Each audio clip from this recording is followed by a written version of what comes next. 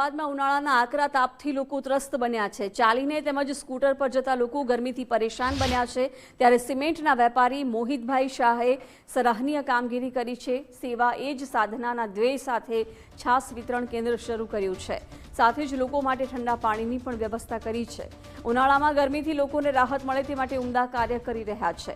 નવરંગપુરાની Saint Xavier's college પાસે ખાસ સેવા કેન્દ્રમાં લોકો ઠંડી મસાલાવાળી છાસ પી તૃપ્ત થાય છે। અહીં પસાર થતા લોકો મોહિતભાઈના સેવા કેમ્પમાં આવી છાસ પી રાહત અનુભવે છે। આ સેવા કાર્યમાં ખુદ મોહિતભાઈ અને પરિવારજનો હાજર રહે છે।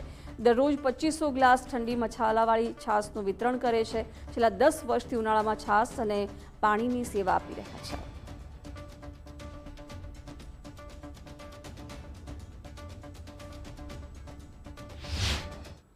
Very nice, he is doing so well.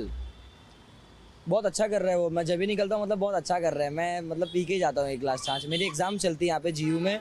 11:30 का टाइमिंग है। 11:30 का टाइमिंग है। जब यहाँ से निकलता हूँ तो 10:30 बजे मेरा घर बहुत दूर है, पर मतलब वहाँ से आते थे हेलमेट लगाता हूँ तो बहुत गर्मी हो जाती है। जैसे यहाँ रुकता हूँ तो बहुत फीलिंग सो रिलैक्स एंड वो वेरी वेल हियर। પણ આ રસ્તેથી જ્યારે નીકળું છું લગભગ છેલ્લા ઘણા વર્ષોથી 8-10 વર્ષથી તો મને ખબર છે કે અહીંયા છાસનું વિતરણ ચાલે છે અને જે ગરમીમાં લોકો અત્યારે જે ફરતા હોય છે એને એટલું સારું લાગે આ છાસ પીવાથી કે રાહત મળે થોડીક એમ।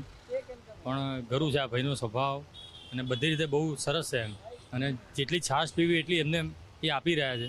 ઘણું સારું કહેવાય। આટલી સેવા હાલે છે, એટલી મહેરબાની છે। આવી ગરમીની છાશ મળે છે, માણસનો મગજ ઠંડુ થઈ જાય છે। એમનો ખૂબ ખૂબ આભાર। નાના મોટા ભાઈ બહેન સબ પીવે છે, કોઈ એમાં જાત ભેદ કોઈ ભાવ નથી, બધાય પીવે છે। અમદાવાદમાં ઉનાળો આકરો બન્યો છે, ત્યારે સેવાભાવી સંસ્થા સાથે સેવાભાવી વ્યક્તિ કે જેમણે સેવા એ જ સાધના એ મર્મથી જે કાર્ય કરી રહ્યા છે એવા સિમેન્ટના વ્યવસાય સાથે સંકળાયેલા મોહિતભાઈ શાહનું છાસ કેન્દ્ર ખૂબ જોવા જેવું છે। અહીં નાના મોટા સૌ કોઈ નવરંગપુરામાં સેન્ટ ઝેવિયર્સ કોલેજની સામે જ એ છાસ કેન્દ્ર છે, અને છાસ કેન્દ્રમાં લોકો સ્ટોપ કરીને આ છાસ પી અને ઠંડક મેળવે છે। આપણી સાથે મોહિતભાઈ છે। મોહિતભાઈ, આ સતત સેવા, ઉનાળાનો આકરો તાપ અને છાસની ઠંડક, શું કહેશો? છેલ્લા 10 વર્ષથી અમે રોજ 2500 માણસને ઉનાળામાં એટલે એપ્રિલના છેલ્લા અઠવાડિયાથી જૂનના પહેલા વીક સુધી રોજ 2500 માણસને છાશ પીવડાવી તેમજ ઠંડુ પાણી પીવડાવીએ છીએ। એક છાશનો એક ગ્લાસ ઉનાળામાં માણસને લૂ લાગવામાં રોકે અને એમનું સ્વાસ્થ્યમાં કોઈ તકલીફ ના પડે એના માટે અમે સારી ક્વોલિટીની છાશ, મસાલા છાશ બનાવીને વિતરણ કરીએ છીએ। મોહિતભાઈ, આપને એ પૂછવા માંગીશ કે આ વખતનો ઉનાળો પણ આકરો છે। આપ તો વર્ષોથી આ કાર્ય કરો છો, આ વખતે ગરમી પણ આકરી પડી રહી છે, કાળો તાપ પડી રહ્યો છે, શું કહેશો? ના, એટલે આ વખતે પબ્લિકને ગરમીની ખૂબ જ લૂની અસર છે અને એમાં એટલા માટે ગાડીમાંથી પણ લોકો ઉતરીને છાશ પીવા આવે છે અને ખરેખર છાશ પીને એમના મોઢા પર જે તૃપ્તિની ભાવના જોઈએ છે તે જોઈને અમને ખૂબ જ આનંદ થાય છે। અમને અમારું કાર્ય કરેલું સફળ લાગે છે। કેટલાક લોકો મેં જોયા કે જે સર્વિસ ઉપર જતા હોય, અભ્યાસ અર્થે જતા હોય, પણ આપની છાસ પીને ઠંડક મેળવી રહ્યા છે, એટલે નિરંતર આ સેવા કેન્દ્રનો લાભ લઈ રહ્યા છે, શું કહેશો? હાજી, આ 10 વર્ષથી કેટલાય લોકો 10 વર્ષથી સળંગ આ રોડ ઉપર નીકળતા ઉનાળામાં છાશનો લાભ લેવા આવે છે। કેટલી દરરોજની છાસ અત્યારે વપરાય છે?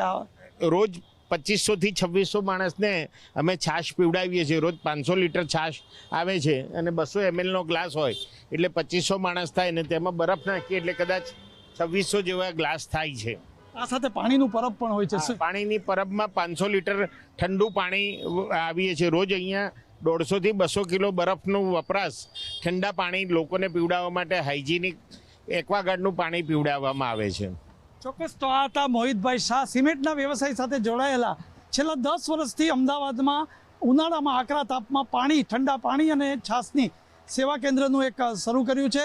આ વખતે ઉનાળો ખૂબ આકરો છે, આકરો તાપ છે, અને એવામાં અહીં સામાન્યથી માંડીને કારમાં આવેલા લોકો પણ આમની ઠંડી છાસ પી સેવા કેન્દ્રનો લાભ લે છે અને રાહત મેળવે છે।